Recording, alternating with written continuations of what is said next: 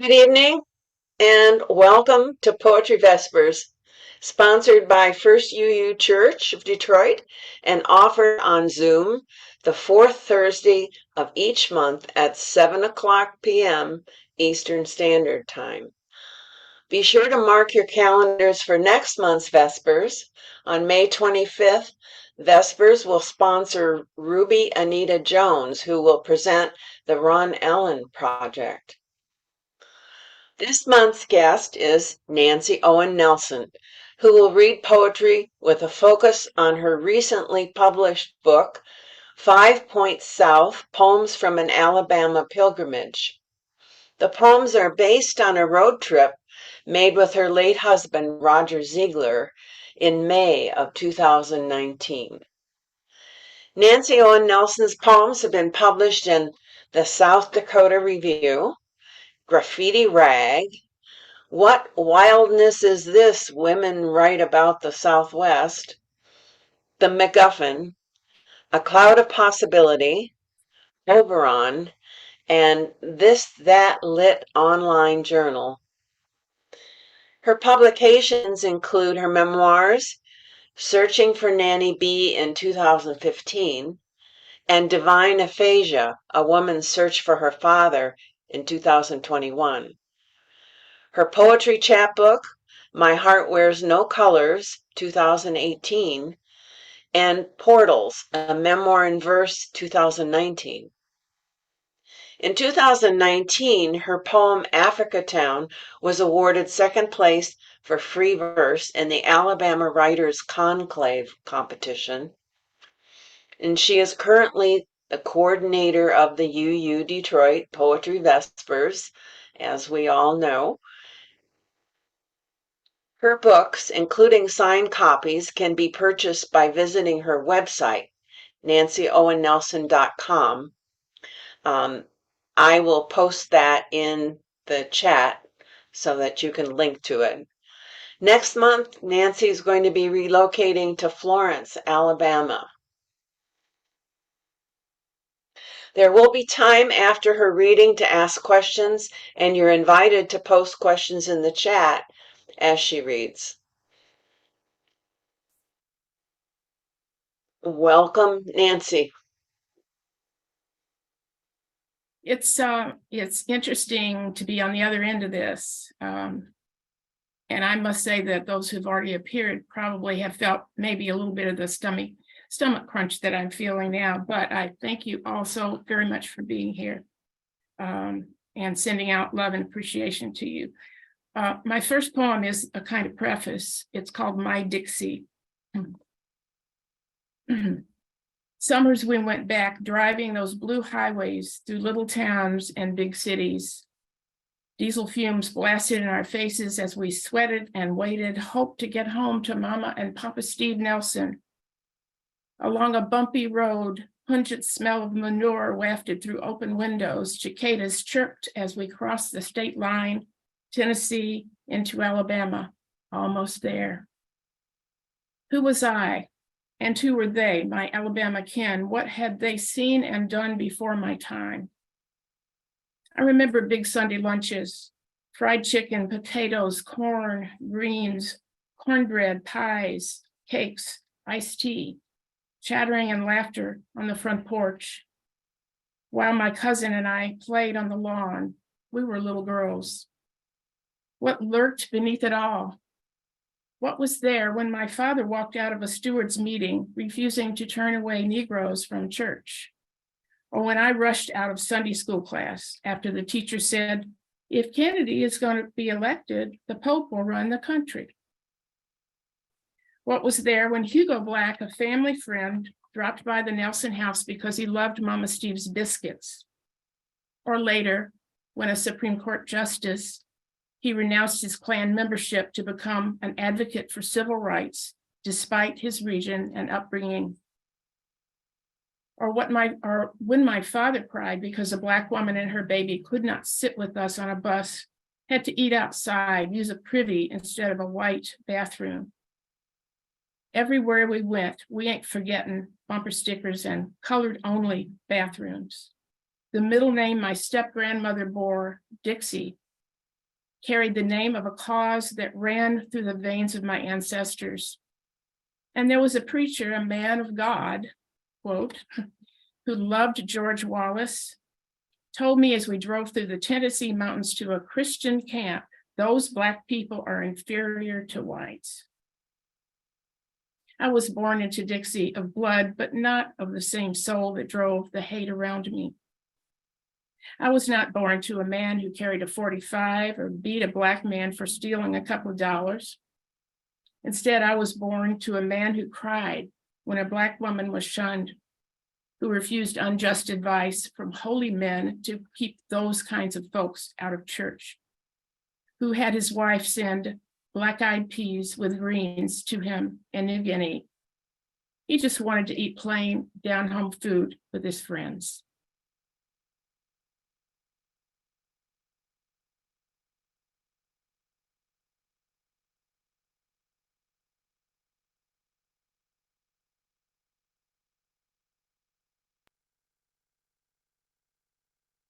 I'd like to tell you very quickly about the book.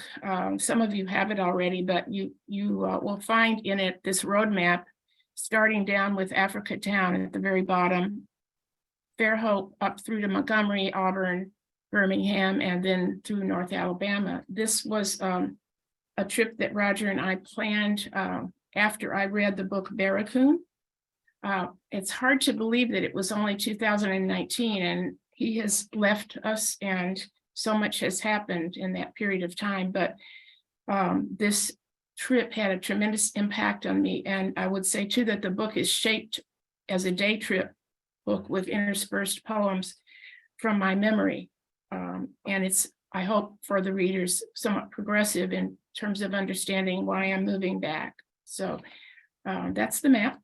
And I'll now read to you Africa Town, which is comes from my reading and thought process with Zora Neale Hurston's book Barracoon, which was published yet some 70 years after its original conception.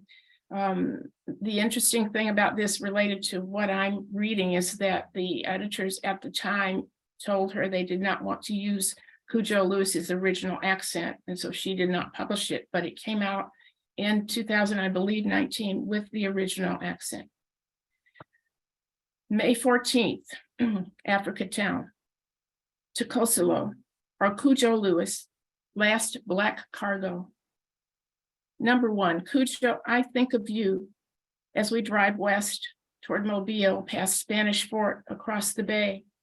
The sky is clear of clouds, water ripples underneath the bridge, and our tires whine as we make the trek toward Africa Town, your home, place of shame, place of courage, survival, where Timothy Mahar on a bet brought 116 slaves from West Africa, human cargo, objects for profit. Perhaps, Dan, we could go to the pictures now, if that's okay. You were one of them, Cujo, one of those 116 humans caught and sold by an African king of Dahomey, caught and sold for vague insults, for power and honor. I imagine Clotilda, your ship named for a woman who brought her king to God, as the white traders brought you to the God of American commerce. It was the vessel of oak, southern yellow pine and iron fasteners, and the vessel that, in the stealth of night, anchored in this very bay we crossed, delivered its human cargo for selling. Hopeful no one would find the charred remains, Captain Foster lit it afire to hide evidence of his crime, but truth and history will out. Clotilda's charred hulk will be found 10 days from this day, May 14th, 2019, up the river where Foster made his stealthy journey to hide his deed. Number 2, we steer the car through Mobile traffic to outskirts where signs for plateau appear on the right. Is this it? I think wondering why the name of Africa Town wasn't kept. Wondering if I will feel you and the others who rode in the middle passage, crouched down to 2.5 feet. For weeks until allowed on deck to stretch your limbs, you felt hope in the ocean air you breathed. We arrive at the ancient graveyard filled with old flat stones and newer ones, uneven ground, where I walk gingerly so as not to stumble. I can almost hear your words to Hurston when she greeted you. Oh, Lord, I know if you call him my name.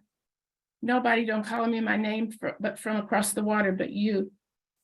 You always calling me Kosolo, just like I be in the Africa soil.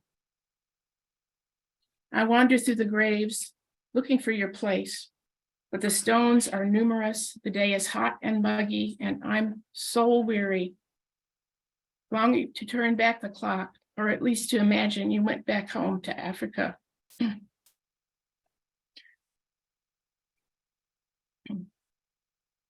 At this point, we drove to Montgomery and visited the 2 fairly recently opened civil rights museums, and these are a part of the next poem. May 18th, one night in Montgomery.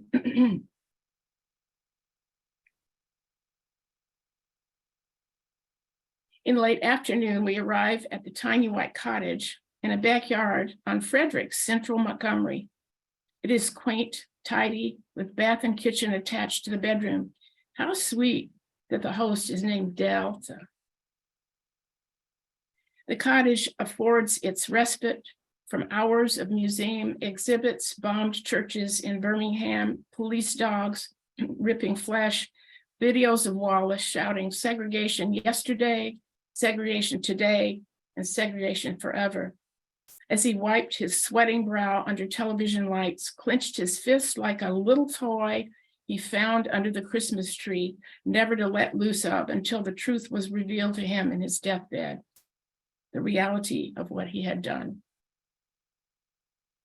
There were other scenes, holograms of slaves in cubicles speaking to me as I stopped by each cage. They tell their stories. A woman clutching a child standing next. Another whose children had been taken away, sold to the highest bidder only blocks from where we stand now. A contralto sings Sweet Low, Sweet Chariot, coming for to carry me home. Old men hover, bodies bent, laid low with burdens of a system codified to justify the notions of sacred ownership. On a short shuttle ride through the town, we pass by the slave auction square. We ride in cooled air until stepping into waves of Alabama heat, walk into a labyrinthine path leading to a stark memorial, 6 acres of anguish, Ghanaian artists rendering of tortured flesh, faces cringing from exhausted labor, strained under beating, rendered inhuman for white man's purpose. Affordable labor, 800 Corten steel attack our monuments. They need no paint and they'll never rust. They bear names of the lynched and counties of shame throughout the nation. If you get there before I do, tell all my friends I'm coming too. So after all, this tiny white cottage will do. It affords us a welcome, brochures, wine glasses neatly ranged next to the sink. It affords us a mummified, eternal roach perched on orange plastic flowers set off by a dainty vase to make us feel that we are coming home.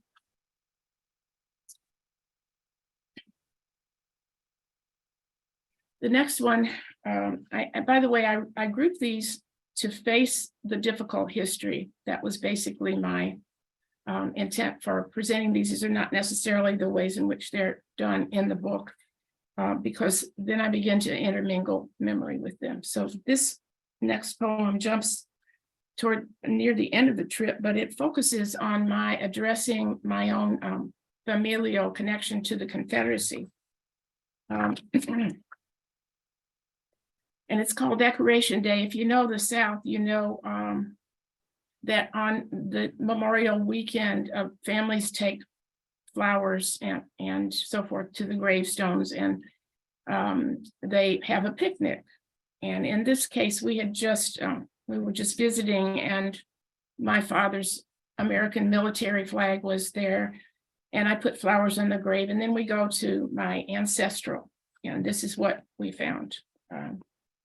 This section is called Bethel. It's the third section.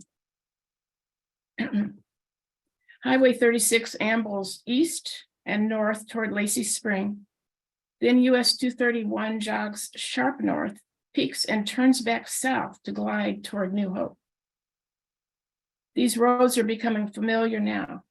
Paths to my kin buried in this place where nearby primitive Baptists intone the Bible and sing hymns a cappella. Where amazing grace, how sweet the sound, saves many wretches, or so they hope. Here's the shaded patch of land, bodies of Russells, which would be my great-grandfather's name, under stones laid long ago, except for a new stone over Grandma Chandler, whose other stone gave her an identity only of wife of Robert. I feel at home here in this quiet place, sounds only of an occasional car, maybe buzzing of cicadas. That is until I see bright stars, colors of stars and bars flags on great-grandfather John and great-uncle Calvin's graves. At first, I think they are flags of the Union, flags like the one on my father's grave. But though they bear the colors of red, white, and blue, the star's number 7, not 50. Will we never be free of this divisive war? I see only the hate of Charlottesville's marchers bearing white nationalist flags, shouting blood and soil. I do not know at this moment the irony of this flag, that after Beauregard at Manassas, it was confused with the flag of the Union.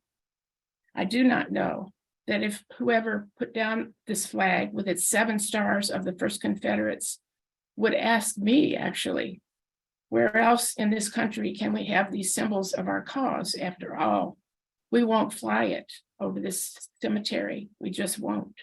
But we need this at least. And I will ask myself, how can a few stars make such a difference?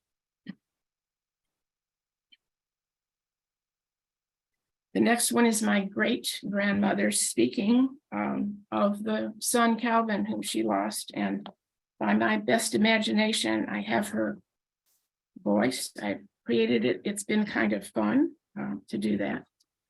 So bear with me if I don't get the pronunciation just right.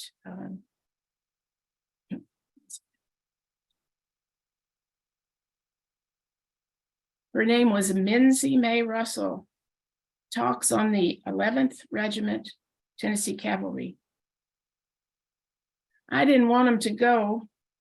Told my man Archie, my boys don't belong with that Tennessee outfit where they don't take good care of them Bama boys. Did he hear me? No, indeed, never does listen. All he cares about is this rebellion, the pride of region, state, farmland, where them rich folks, slaves work, sweat out their hearts over cotton, bend and stoop, gasp in the bald heat of cotton picking summer. All any of them cared about is this goddamn war, men shouting at other men, shooting at other men, some of them young enough to be in school. Even I had plans for Calvin, my youngest, my baby. I even had plans. I wanted him to go to East Alabama Male College, learn Latin, maybe Greek, make something of himself besides just being a farmer. Maybe be a lawyer like Abe Lincoln. Not telling Archie that part for sure. He'll never let me back in the house. Don't matter no way now that Calvin's gone, dead months ago, end of March the 24th to be exact. Buried in the Russell plot where I'll be laid to rest someday not too long from now. Joined the war only 1 month after the Tennessee came together with other companies. It was only 1 month before my Calvin died. I'm weary, tired to the bone after birthing 8 babies, after raising them to work hard, plow and cut, bake and clean. What's the point anymore when my baby boy, my favorite, is dead? All because of this stupid war, tired, weary to the bone.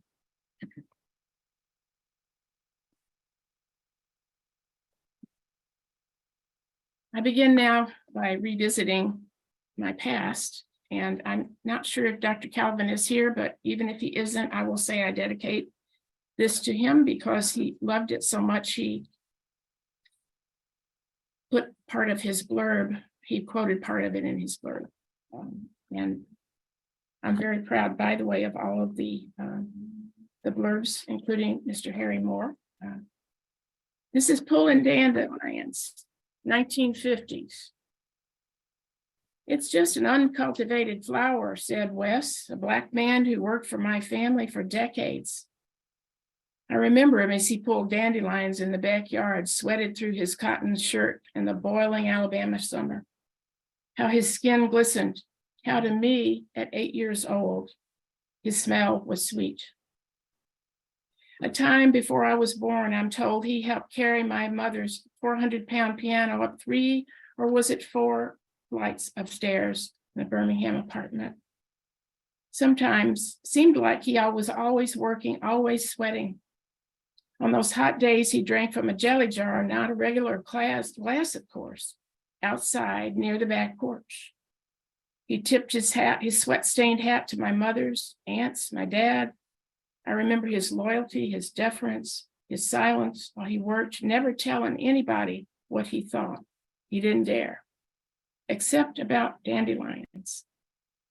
Maybe he knew what we couldn't fathom about dandelions, that they could heal the gut, fix the liver, strengthen bones, that these plain yellow uncultivated flowers named for lion's tooth in French could take toxins out of a poisoned body, even fix a trodden heart.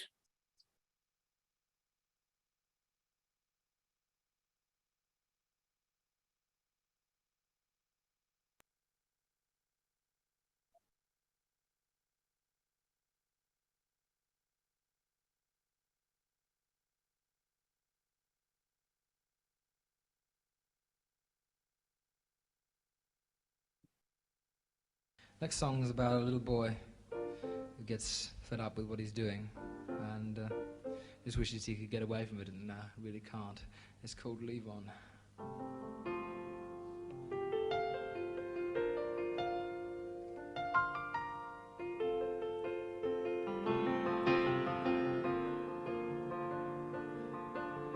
Leave on wears his war wound like a crown. He calls his child Jesus, 'cause he likes the name,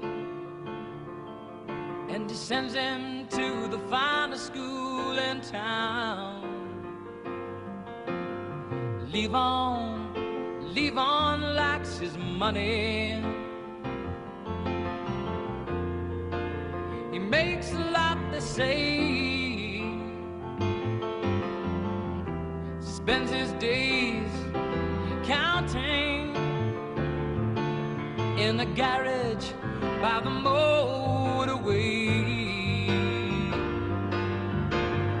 He was born a pauper to a pawn on a Christmas day, when the New York Times said God is dead and the war's begun. Oh, how fantastic I have the sun today. And it shall be leave on, and it shall be a good man, and it shall be leave on, and tradition with the family plan, and it shall be leave on, and it shall be a good man. He shall believe on. Levon and the Madman Across the Water, Auburn University, 1972. After Christmas Day this year, Elton's song wafts through the room, calls out a ghost of things past, a man who happily swam in Elton's voice and Bernie's lyrics. Jack never talked about the meaning, just sang aloud in his trailer, drank beer, never smoked pot. He disdained it.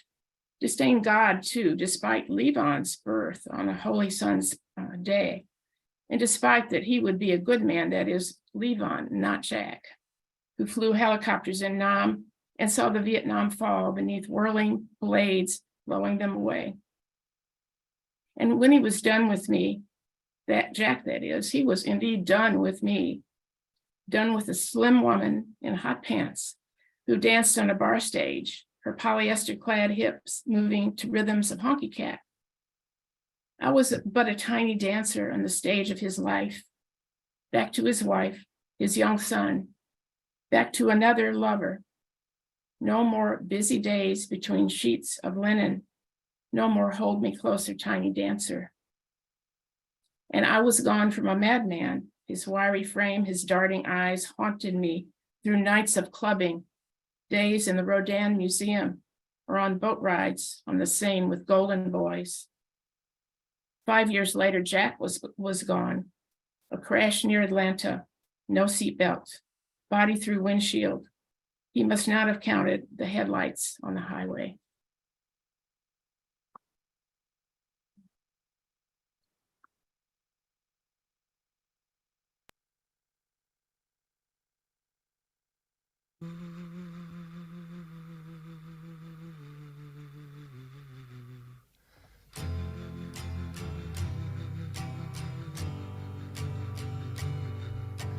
Thrown like a star in my vast sleep, I opened my eyes to take a peep, to find that I was by the sea, gazing with tranquility. Just then when the hurdy-gurdy man came singing songs of love, then when the hurdy-gurdy man came singing songs of love.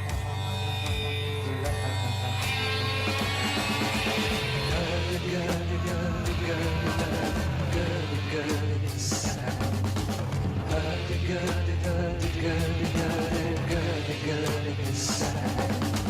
Hurdy-gurdy sad. Hurdy-gurdy sad.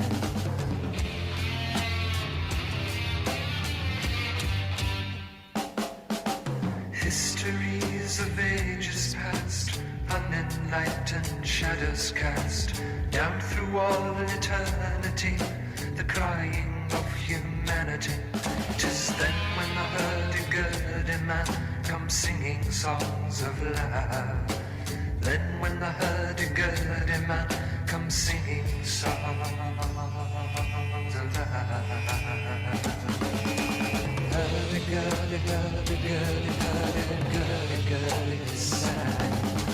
Hurdy-gurdy, hurdy-gurdy, hurdy-gurdy, hurdy-gurdy, hurdy-gurdy. Hurdy-gurdy, hurdy-gurdy, hurdy-gurdy, sad.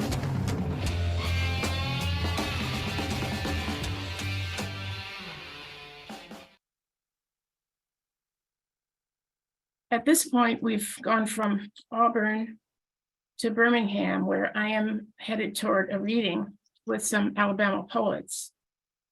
And as I approach it, the memories of having been in Birmingham, having some my college years and also some other working time there return to me. Also, what dominates the landscape over Birmingham is the statue of Vulcan that was built, for the World Trade Fair. More history on that in the book if you're interested, but this is the poem where reigns Vulcan, Roman god of fire and forge. Premature Alabama heat presses against car windows as we drive Highway 280 to Magic City. This time I'm moving toward, not away. Atop Red Mountain, 56-foot Roman god Vulcan, bold spear in hand, you lay your long shadow across the valley, this bowl of tears, of jewels. Is this your ethos, great god of iron, or is your face turned away from visions of the blasted church, young black girls dressed in white, slippers blown off, little bodies laid out like lifeless dolls? Do you even remember how you helped make weapons for armies in gray? Southside neighborhoods embrace valley's edge, lights are jewels, like stars that fell on Alabama a long time ago before people became restless, wanted change. Freedom, I think of freedom. I think of college, of marriage to a man now faceless in my memory.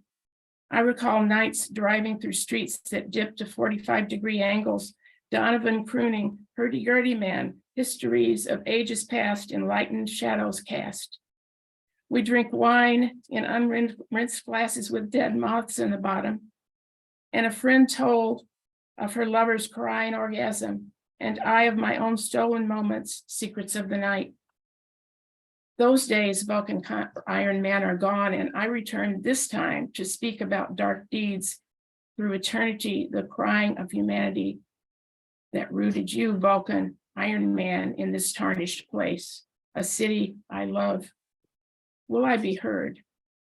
Will I be able to say, I'm sorry?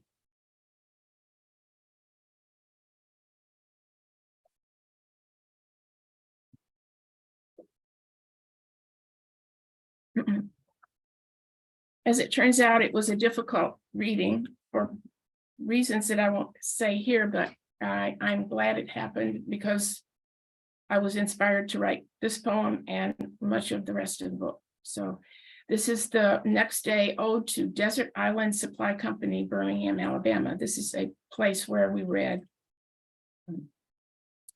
I want to write an ode to this place, to this night, where I enter a scene of color, walls adorned with maps of exotic places, where children's minds catch sight of worlds beyond them, where they may yet walk in the exploration of richer, fairer times, when no one could tell them they had no chance. Where on the wall hang shirts with the words, I dwell in possibility. But I cannot write an ode. An ode is a love poem to a place, and while I love this place, I'm not yet ready for it. And perhaps it is not ready for me. Not until I stand on stage, ocean mural behind, an octopus, a red octopus floating high, black eyes watching me as I stand to read. And only then, when I utter words of anguish from another, a man abused by whites in Detroit's fiery streets, only then can I understand how I am not able to utter, much less imagine his pain. How instead I bring pain to those I want to love. How instead in this place, this historic building where Masons once met and children now create, their souls and voices free to do what they could not do before. Their art, their poems were cast aside. How instead I can only do what I must by my genes, my body, and my life. I can listen, I can honor, and I can indeed speak.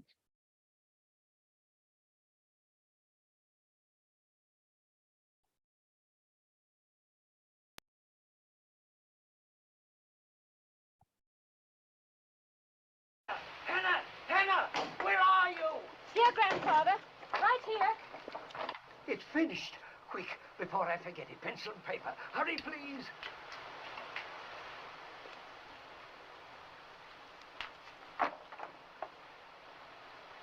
Ray, Yes, all ready, Grandfather. how calmly does the olive branch observe the sky begin to blanch, without a cry, without a prayer, with no betrayal of despair.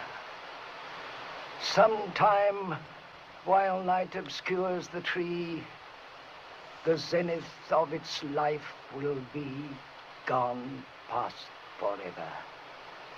And from thence, a second history will commence.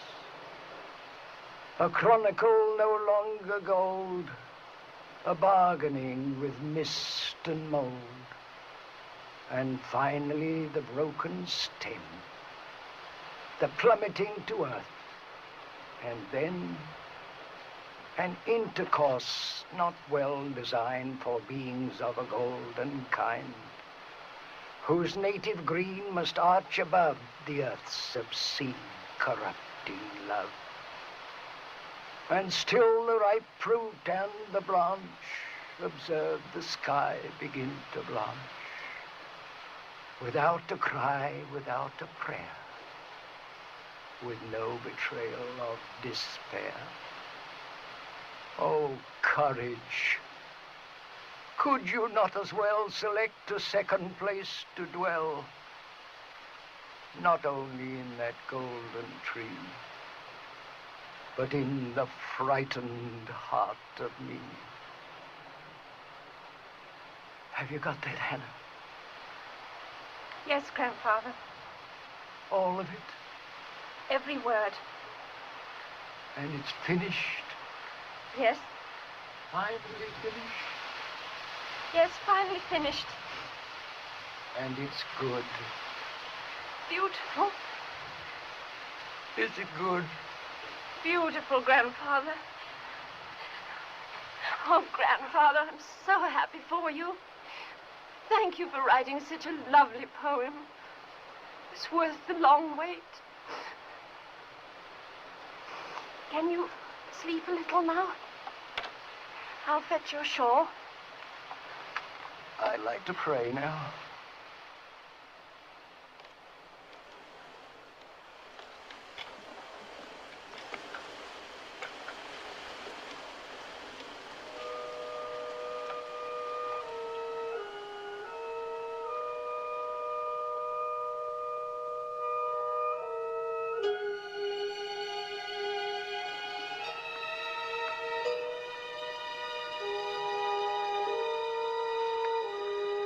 Oh, God. Please, can't we stop now?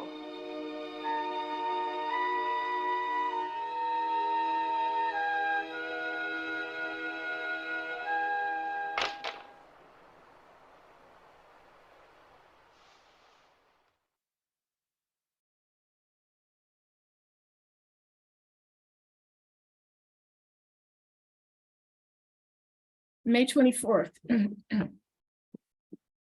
City Lights of Birmingham, 5 points south, in memory of Jean Crutcher. This is the bookstore that was here 50 years prior to our visit.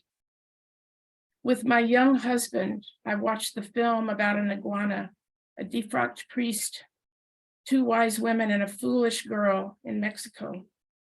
It left a steamy, wet feeling in my mouth. Just past virginity, I choked back tears, remembered an old man's dying words, ripe fruit and branch. Just past greening, just pungent, yet already past fullness. A Saturday afternoon, 1967, we visited your store, Crutcher's, City Lights of Birmingham, Allen Ginsberg once called it. A hopeful glimmer for a southern city in turmoil. A cross burned, so I hear, on the roof of your building. You greeted us at the door. I entered another realm, a place with incense and Buddhist chimes, possibilities well beyond my virgin mind. What mattered there was books and words only. I mentioned No-No's poem, the old poet struggling with mortality, and you pulled William's play off the shelf, opened and read his words in a sonorous voice, almost like that of the old man, who after years without inspiration found his voice, his final thoughts, begged for courage for his frightened heart.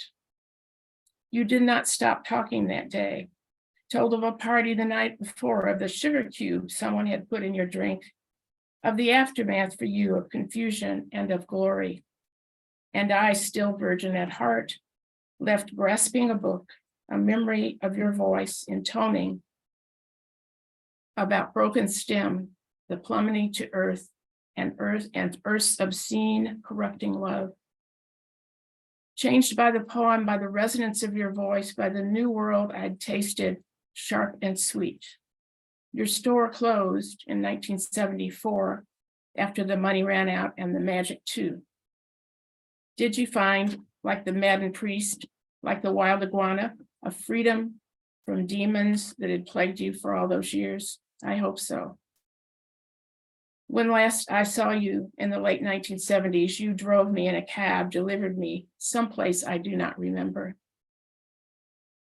You talk to me subdued, as if thinking of the days of the city lit with promise, despite clamorous sounds of sirens, barks of police dogs. Where did you drive me? It doesn't matter now.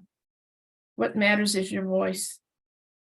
The words of no, that Saturday afternoon when I lost my innocence, when I saw a door open to a new path, to the possibilities of corrupting love.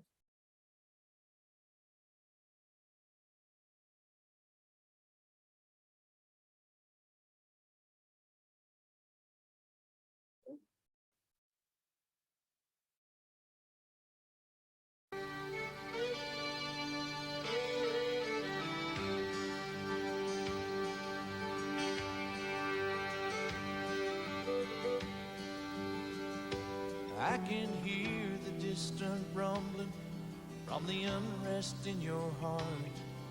The dark winds are blowing, come to tear us apart. Our point of view is different, depending on which side we're on. And every harsh word echoes and surely comes back home. Are we separate from each other, or will we both unite? We come from different places, but love's not black or white. There is something here worth saving.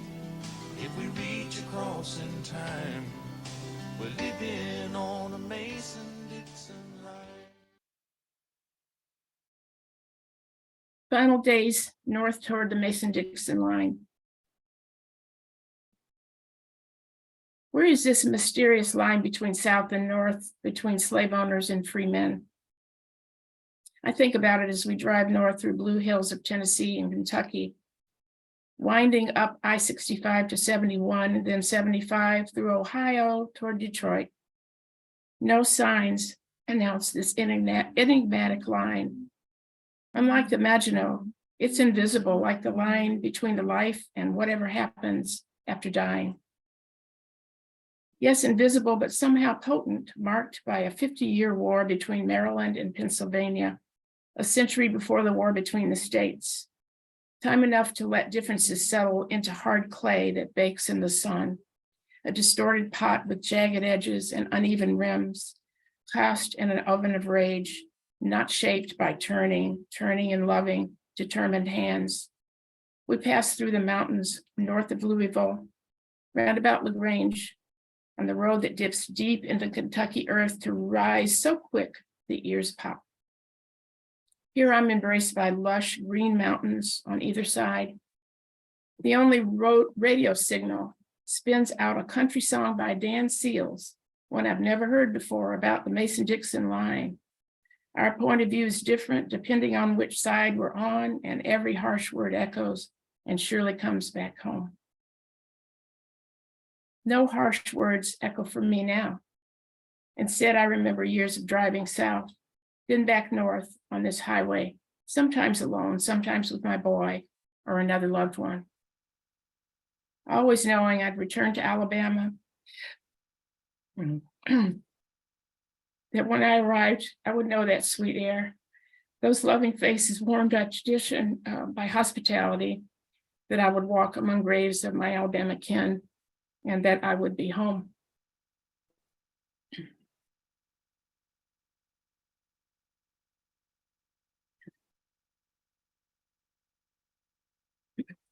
I think we're formally finished, but there was another. Let me finish with a lighter weight poem here. Some of you know that the South is a patchwork of dry and wet counties. And my county, my particular county was dry, and then it was wet, and then it was dry, and then people went to the bootleggers, et cetera. But now it's wet. And we did stop in my hometown, which is, I'm sure somebody was turning over in a grave, but anyway. This was one of the last days, a wet county in Cahoots, the name of the town, of the place, a cafe antique shop on Main Street. What stays with me as we drive toward Nashville on 65 is the Honky Tonk Bar Association, a circular bar in the shop in Hartselle, where decades of my kin are buried. We pass along green hills that suggest the Appalachian Plateau just east, hills where Bible Belt talk of sins of the drink helped fill bootleggers' pockets. Here, many a man of God stowed whiskey bottles in closets for ailments, or drove down the road only a few miles for booze, went to church on Sunday, denounced sins of the flesh. Around the honky-tonk circular bar, old-fashioned stools sit like the ones which held innocent behinds in vintage ice cream shops across America. Along with the rest of their anatomies, those behinds would surely be cast into a damned afterlife of burning for the drink. A cafe table made from a roulette wheel set amidst antique dolls, pictures of Elvis, Roy Rogers, toys from the 1950s, dainty teacups, hand-knit shawls, signs pointing to man cave and powder room restrooms. So many antiques, so much history, so many sins of the flesh, so many lost souls, and all before 3 p.m. closing time, except Sundays, of course. That is the last poem, and the last picture is of Roger sitting in the place. If Dan could show that, that would be wonderful.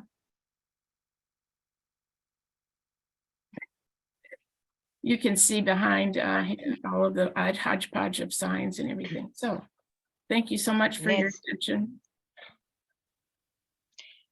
Nancy, that was wonderful. I honestly, and I wonder when you when you were writing these poems, did you write them while you were traveling in your head and then come down and put them down? I'm really, really impressed. Well, thank you. I appreciate that. And this is Mary Assel, I believe, right? Am I seeing? Yeah, there you go. Hi, Mary. Yeah. I had a private travel group for Facebook. And so I had the photos, and I came back, I was thinking about it. I came back and I just went to each place and researched it and wrote them. And I should say, I believe Russ Thorburn is present, has been a huge help to me, a mentor, and of course encouraged me to write other poems, etc. And so I thank you, Russ. I think you're out there. And so yeah, I did, and then I wrote them over the next few months. So it was pretty much written. I don't think I could have done this after Roger got sick, just because I've not been there. But I'm grateful that they were there. So I tweaked them and fine-tuned them, and